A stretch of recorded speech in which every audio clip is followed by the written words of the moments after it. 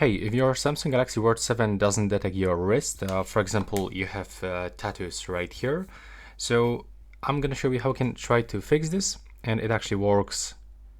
My friend had this issue, so I just recommend him to simply go into the settings, open the security and the privacy, and right here you can find the wrist detection.